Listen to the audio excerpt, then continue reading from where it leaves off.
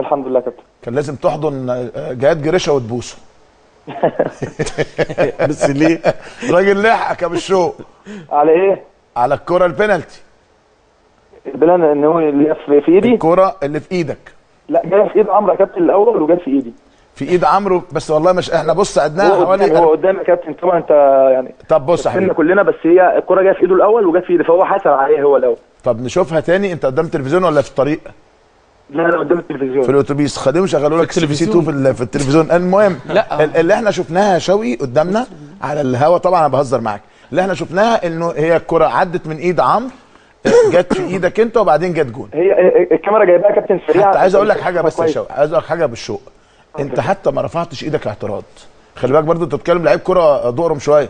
دقرم شويتين. انا لو اعترضت على الحكم لو حتى لا انت حتى بص انت حتى ما رفعتش ايدك، يعني فاهمني؟ يعني ايه دليل اقرارك بصحه ما هو منسوب اليك ضمنيا.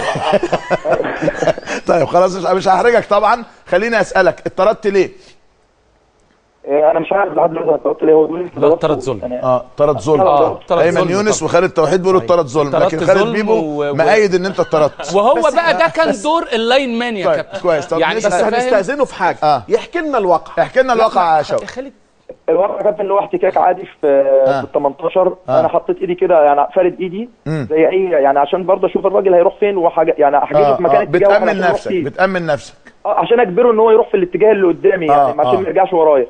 فهو خبطني بكوعه في عيني انا وقعت. الطبيعي ان انا لازم اقع. خبطني فوقعت. حتى يا كابتن زي ما هو بيقول ان انا لو ضربته طب اطردنا انا وهو. لو انا ضربته فعلا زي ما هو بيقول وهو ضربني وبقول انتوا الاثنين ضربتوا بعض طب اطردنا انا وهو. انت عارف ان انا عندي انذار فانت بتديني انذار عشان تطردني وبتدي له انذار هو. يعني انت بتدي له انذار عشان ما تطردوش. طب اديني اطرده انا وهو. زي الضرب يا كابتن انا اعرف ان الضرب فيه طرد الاثنين بس فما طردوش وبطردني انا بيديني انذار عشان هو عارف ان انا. طيب هي احمد عبد الظاهر في نص الملعب يا كابتن انت لو شفت الكوره برضو ضربني بالكوع في وشي وهو قال لي انا عارف ان هو ضربك. طب انت عارف ان هو ضربني ما طردتوش ليه او ما اديتوش انذار ليه؟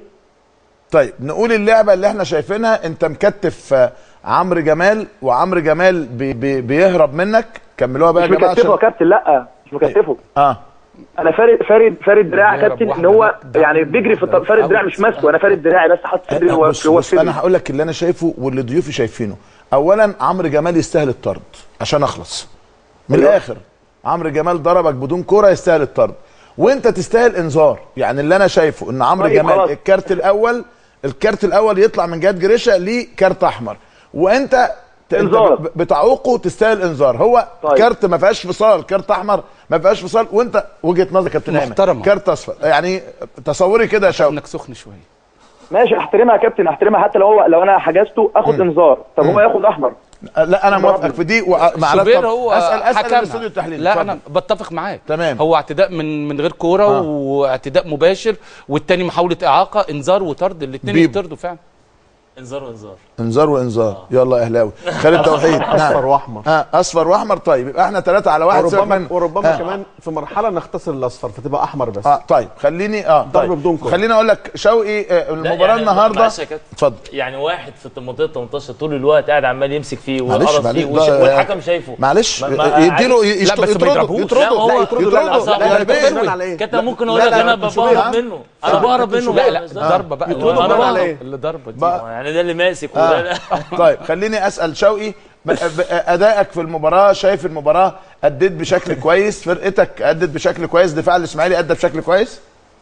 لحد ما كويس. هنلعب ضد فرقه كبيره ونادي كبير وعنده يعني لعيبه كويسه وعندهم كل حاجه مميزين في كل حاجه. فالحمد لله النهارده على البونت.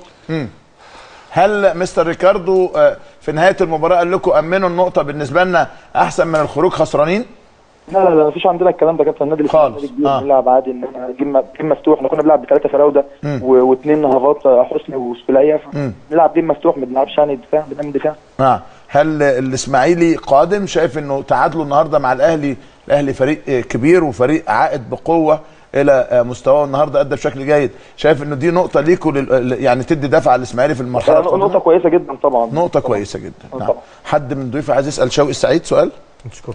بيبو خالد ايمن اشكرك كابتن شوقي شكرا جزيلا.